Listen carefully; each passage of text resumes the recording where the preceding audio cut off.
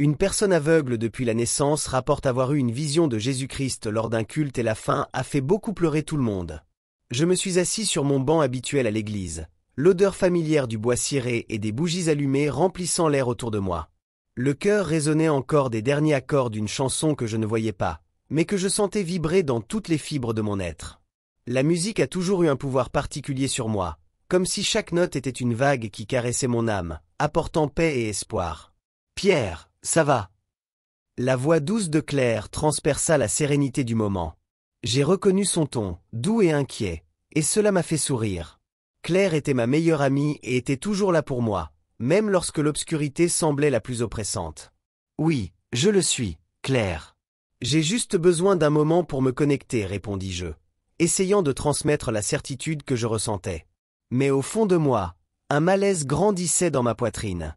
Quelque chose était sur le point de se produire et je ne savais pas exactement quoi. Elle soupira. J'ai tellement peur de ce qui nous attend. Le travail, la pression. Parfois, tout cela semble tellement écrasant. Sa voix tremblait légèrement et j'imaginais l'expression d'angoisse sur son visage.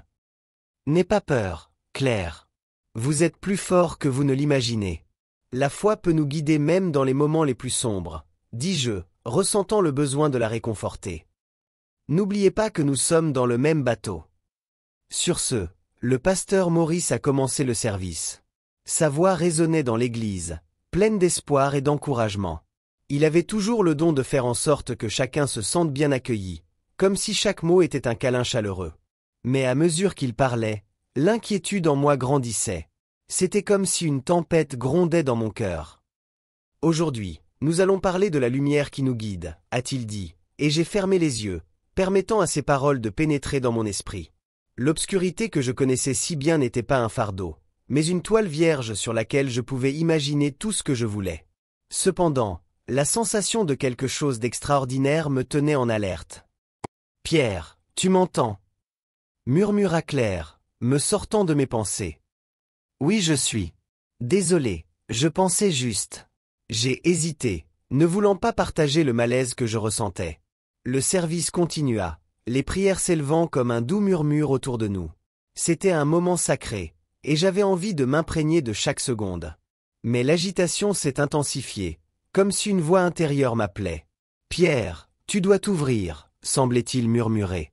C'était une sensation étrange, comme si quelque chose était sur le point de changer, et le besoin de comprendre ce changement me faisait hésiter. À la fin du service, les applaudissements ont résonné dans toute l'église et je suis resté assis à ma place, absorbant l'énergie du moment.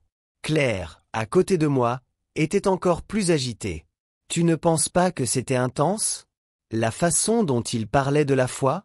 Je ne sais pas si je peux croire tout cela, dit-elle, la voix pleine de doute. Parfois, la foi exige plus de nous. Ce n'est pas facile, Claire. Mais c'est dans ces moments-là que nous pouvons trouver des réponses. Je voulais qu'elle voie ce que je voyais, ne serait-ce que dans mon esprit. La foi n'était pas seulement une croyance, c'était une force qui nous unissait, qui nous permettait d'affronter ensemble les ténèbres. Es-tu sûr que tu ne te fais pas d'illusions ? Claire a interrogé et j'ai pu entendre la fragilité dans sa voix. Pierre, je m'inquiète pour toi. Je sais et je l'apprécie. Mais la vie est faite de choix et je choisis d'y croire. La lumière que je ressens en moi est réelle. J'avais besoin qu'elle comprenne, j'avais besoin qu'elle croie. Tandis que les gens commençaient à se disperser, je restais assis à mon siège, un étrange sentiment d'attente planant dans l'air. Quelque chose me disait que cette nuit était loin d'être terminée, qu'une révélation m'attendait et que les ténèbres pourraient bien devenir lumière. Le service a continué son déroulement harmonieux et j'ai ressenti l'énergie vibrante de la congrégation autour de moi, comme un courant électrique qui pulsait à travers chaque mot et chaque chant. Les sons des voix s'entrelacent, créant une symphonie de dévotion. J'ai fermé les yeux et pris une profonde inspiration, permettant à la musique de m'envelopper. À chaque note, une vague d'émotion parcourait mon corps et je me laissais emporter, m'adonnant à la prière. « Seigneur, je suis là », murmurai-je silencieusement, sentant la chaleur de la lumière qui illuminait mon cœur, même si mes yeux n'avaient jamais été témoins de sa beauté. À ce moment-là, tout autour de moi a disparu. C'était comme si le monde s'était tu, et il ne restait plus que moi et cette présence divine. Une lumière intense et chaude a commencé à envahir mes sens et je me suis retrouvé dans un endroit différent, un espace au-delà des ténèbres que je connaissais. Je suis toi, murmura une voix douce. Et même si je ne pouvais pas voir, l'intensité de cette présence était palpable. Un sentiment d'amour inconditionnel m'enveloppait comme une couverture. N'ayez crainte, Pierre. Je suis toujours avec toi. Les larmes ont commencé à couler sur mon visage, même si l'émotion que j'ai ressentie était une pure joie. Jésus. Ai-je demandé, ma voix tremblante. Êtes-vous ici avec moi? Et la réponse fut un silence profond mais significatif, comme si l'univers entier me disait que je n'étais pas seul. Après le service, la réalité a recommencé à revenir. La musique s'est arrêtée et les murmures des fidèles se sont fait entendre. Claire s'est approchée de moi, sa présence familière apportant un sentiment de sécurité. Pierre, ça va. Sa voix était teintée d'inquiétude. Claire, tu ne croiras pas ce qui s'est passé, répondis-je, la voix toujours étranglée par l'émotion. J'ai vu Jésus.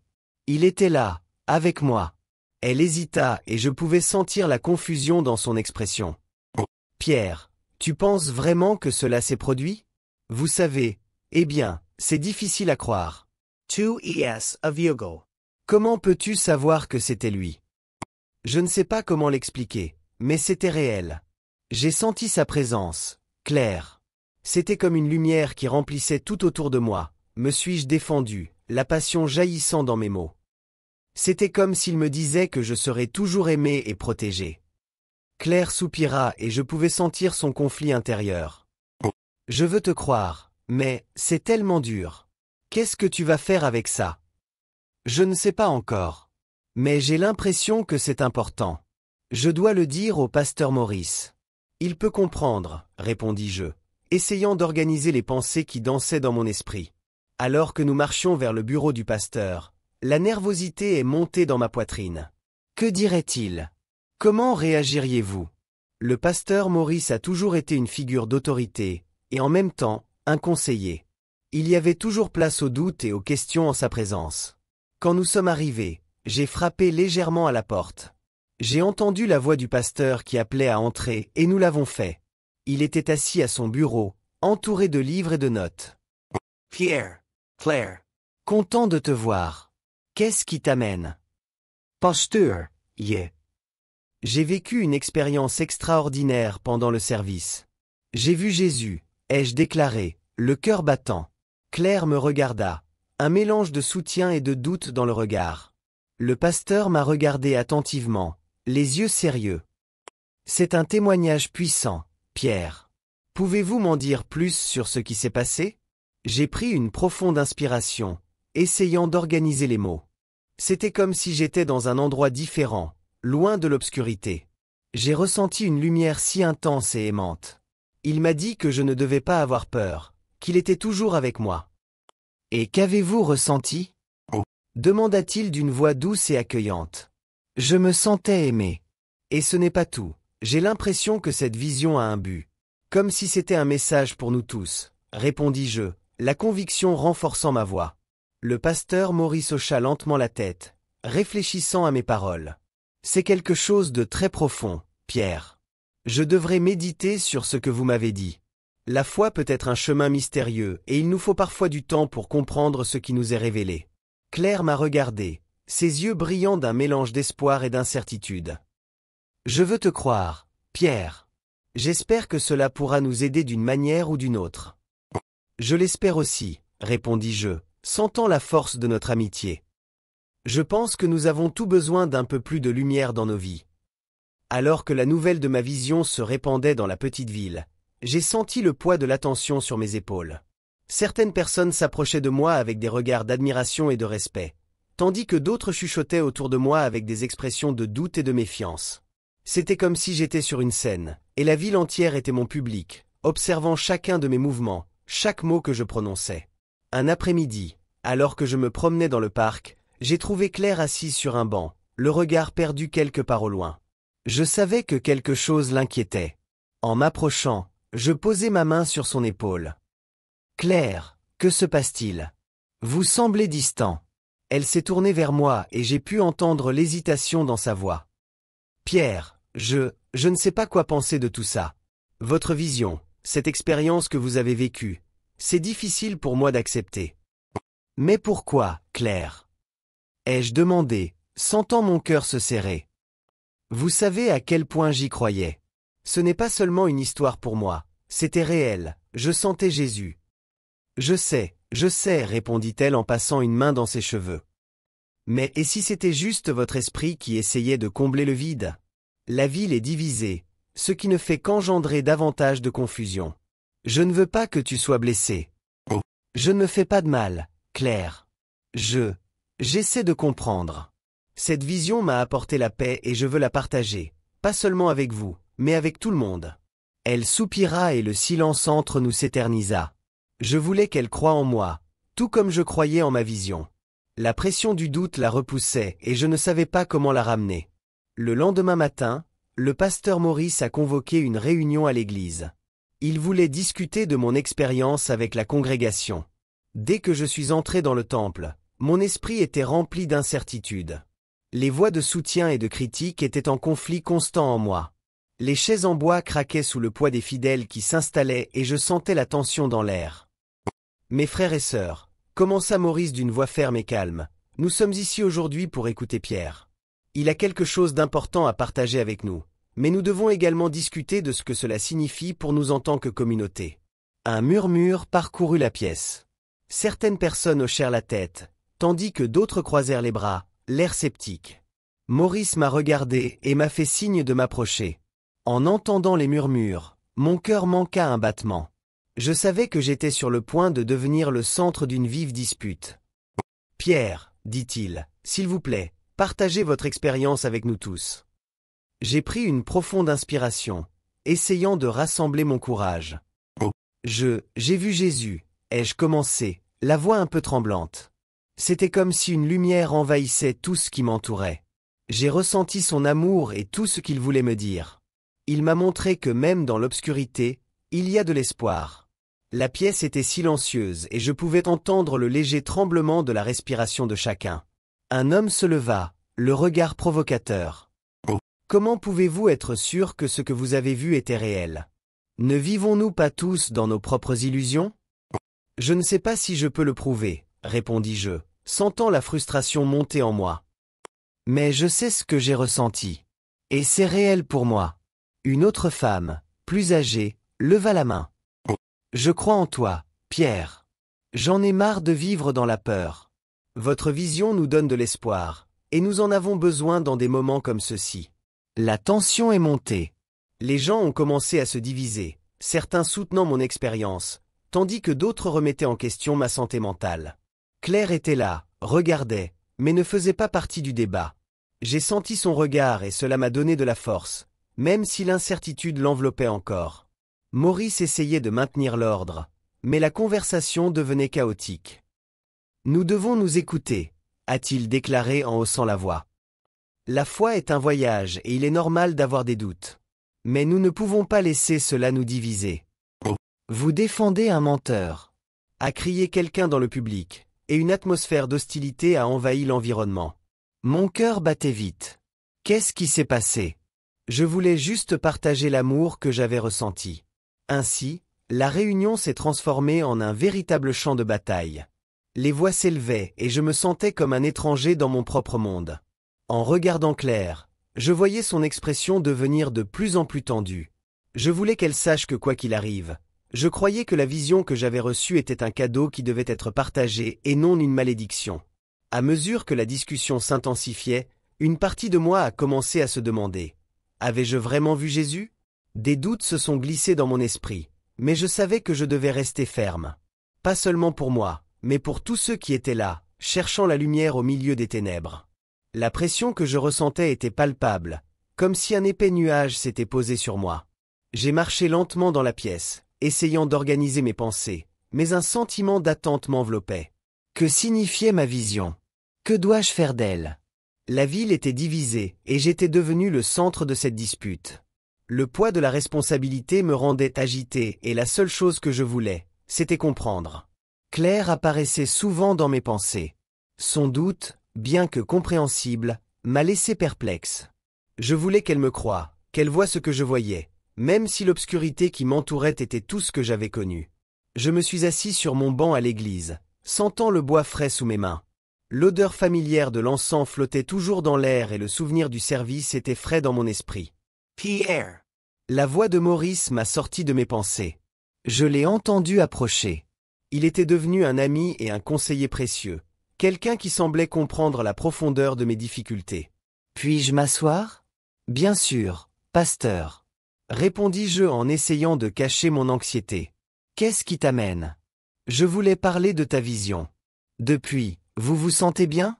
L'inquiétude dans sa voix était évidente. Pas exactement. L'attention que je reçois est écrasante. J'ai avoué en passant ma main sur mon visage. J'ai l'impression que tous les yeux sont rivés sur moi, attendant quelque chose que je ne sais pas si je peux donner. C'est normal de ressentir cela. Maurice inspira profondément. Vous savez, j'ai aussi traversé des moments de crise dans ma foi. Parfois, je me demande si je suis vraiment sur la bonne voie. Le doute fait partie du voyage spirituel. Toi? J'ai été surpris. Le pasteur semblait toujours si sûr de lui, si ferme. Mais tu es un homme de Dieu. Et qui a dit que les hommes de Dieu ne pouvaient pas douter? Il a souri, mais il y avait de la tristesse dans ses yeux.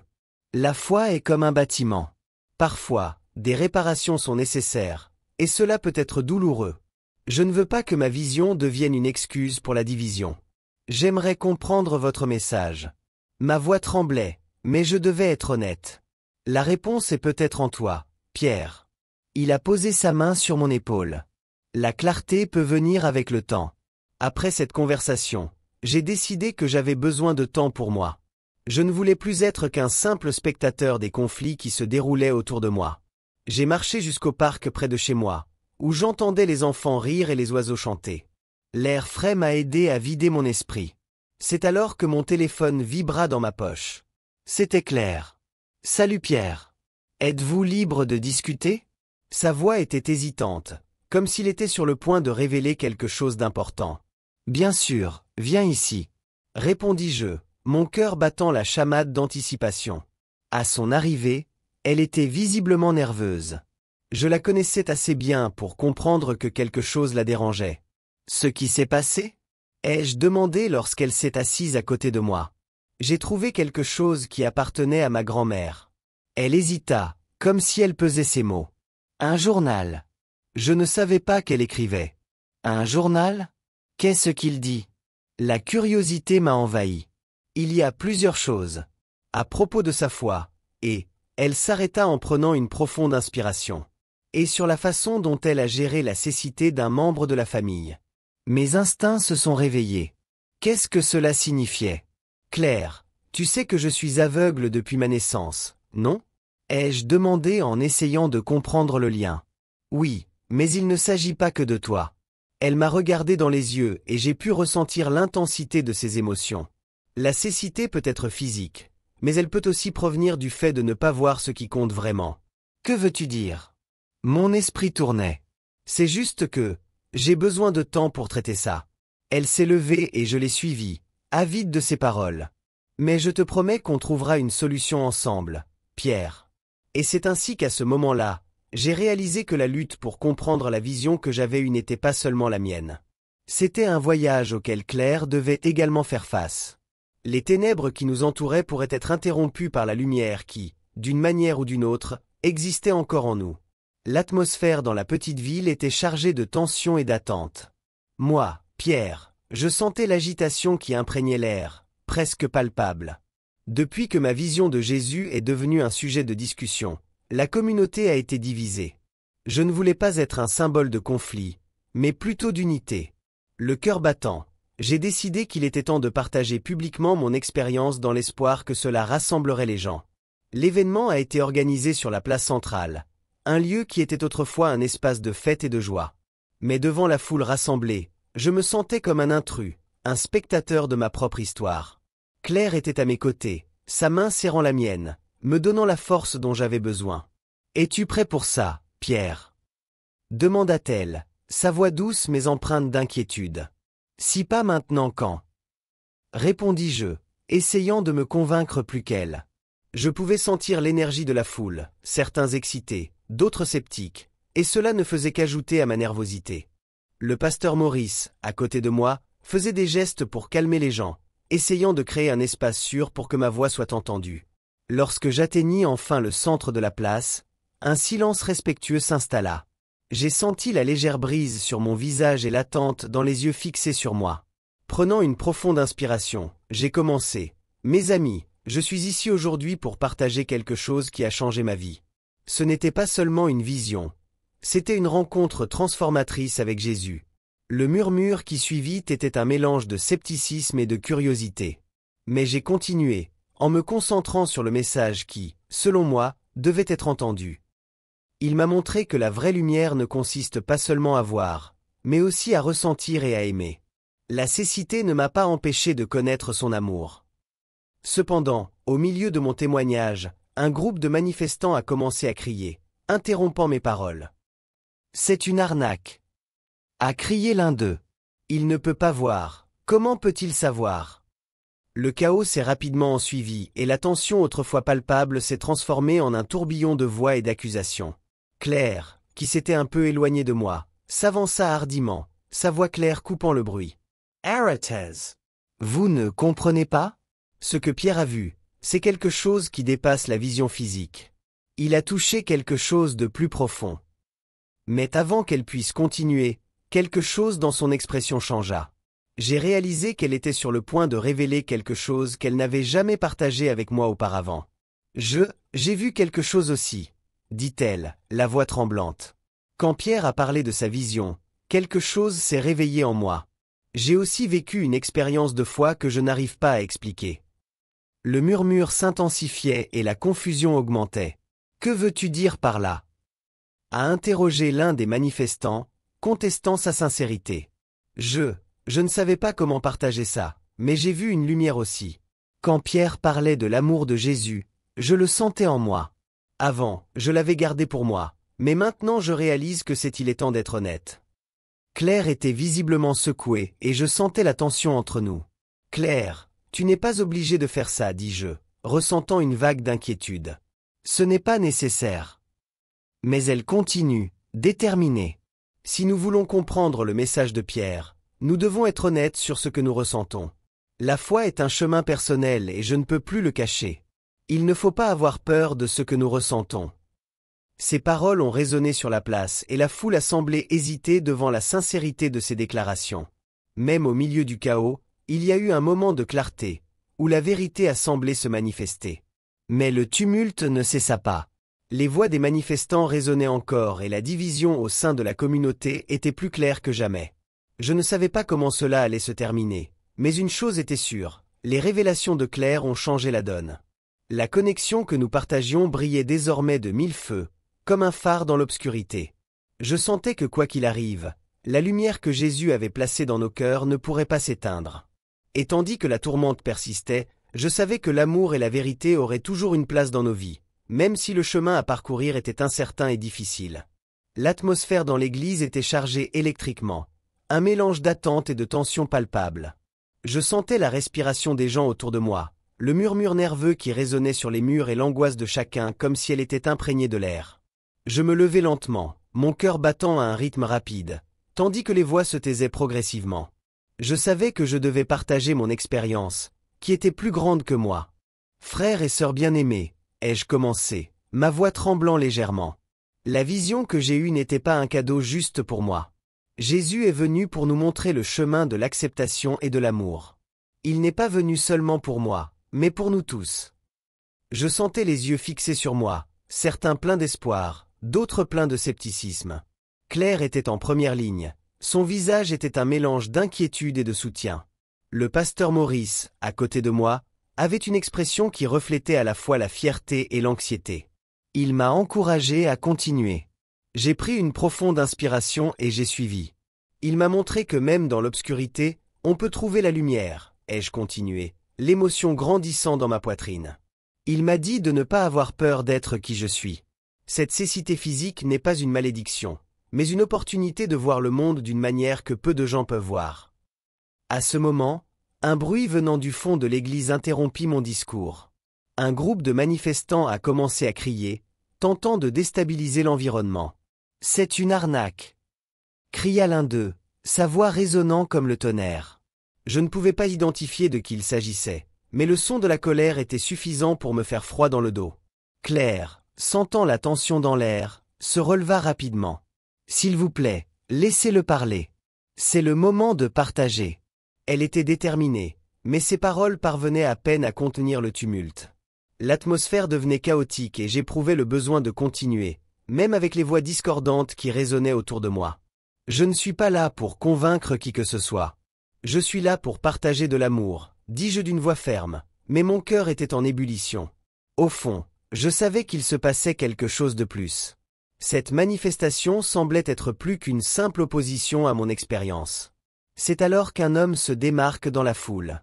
Son expression était un mélange de douleur et de colère, et j'avais l'impression qu'il était plus proche de moi que des autres. « Vous ne savez pas ce que c'est de vivre dans le noir », a-t-il crié, la voix chargée d'émotion. « Vous ne comprenez pas la douleur que vous causez aux autres. » Une vague de murmures parcourut la congrégation alors que j'essayais de comprendre ce qui se passait. Quelque chose en moi a commencé à remuer, un sentiment de reconnaissance. « Qui est-ce » ai-je demandé en essayant de rester calme. L'homme hésita, la colère laissant place à quelque chose de plus vulnérable. « Je suis ton père », avoua-t-il finalement, la voix brisée. Le silence qui suivit fut assourdissant. Un rhume me parcourut le corps. « Tu m'as abandonné », murmurai-je, la douleur des souvenirs passés inondant mon esprit. « Pourquoi es-tu ici maintenant ?» Il a fait un pas en avant et j'ai senti son angoisse. « Je ne suis pas digne d'être ici, Pierre. J'ai eu honte quand tu es né aveugle. J'ai fui la douleur, mais maintenant je réalise que ma fuite n'a fait que t'apporter encore plus de douleur. » Son regard était celui d'un pur regret, et pour la première fois, j'ai trouvé de la compassion au fond de ma douleur. « Tu ne comprends pas, j'ai toujours rêvé d'avoir un père, » dis-je d'une voix brisée. « Mais je ne sais pas si je peux pardonner. »« S'il te plaît, laisse-moi essayer, » supplia-t-il, les larmes coulant sur son visage. « Je veux changer. Je veux faire partie de ta vie. » J'ai hésité. La bataille interne entre le désir de réciprocité et le besoin d'amour me dévorait. Puis ce que Jésus m'avait montré ce jour-là a éclairé mon esprit. S'il peut m'accepter, qui suis-je pour ne pas t'accepter? Dis-je d'une voix plus ferme. En m'approchant de lui, je l'ai finalement serré dans mes bras, un acte libérateur. Le moment était rempli de larmes et de rires, et j'entendais la congrégation autour de nous pleurer, ému par la scène de réconciliation. « Je te pardonne », lui ai-je murmuré à l'oreille, et l'étreinte est devenue un symbole d'espoir, pas seulement pour nous, mais pour tout le monde là-bas. La lumière que Jésus m'avait montrée rayonnait désormais entre nous et l'amour commençait à guérir les blessures qui semblaient éternelles.